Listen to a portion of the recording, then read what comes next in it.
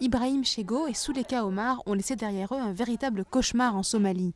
Âgés seulement d'une petite vingtaine d'années, ils ont déjà dû affronter le meurtre de leurs parents et le viol et le meurtre de leurs frères et sœurs. Prêts à tout pour fuir les milices islamistes somaliennes, ils ont déboursé des milliers de dollars pour que des passeurs les fassent parvenir en Europe comme réfugiés. Mais ils ont échoué à des milliers de kilomètres de là, au Népal, un pays pauvre qui les considère comme des clandestins. Je ne peux plus rester au Népal, mais je ne peux pas en partir parce que j'ai des problèmes d'argent. C'est le problème principal. En plus, je n'ai pas de passeport ou d'autres documents nécessaires pour voyager, à moins que je ne rentre dans mon pays.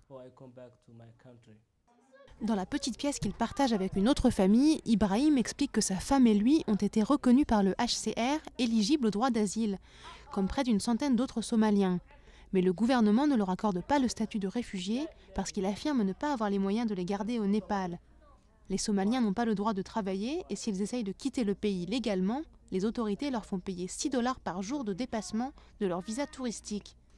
Ibrahim et sa femme, qu'il a rencontrés au Népal, devraient payer plus de 15 000 $ américains d'amende et cet argent, ils ne l'ont tout simplement pas. Pour le gouvernement du Népal, ces gens ne sont rien d'autre que des clandestins qui s'installent dans notre pays. Nous ne voulons pas que la communauté internationale nous considère comme une plateforme de transit pour les passeurs.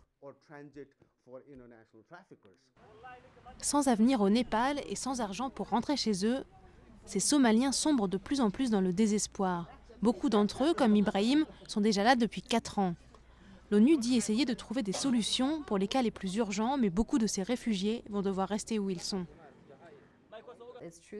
C'est vrai qu'ils ne peuvent pas travailler, donc le HCR leur donne une allocation mensuelle et leur permet aussi d'envoyer gratuitement leurs enfants à l'école et d'être soignés gratuitement.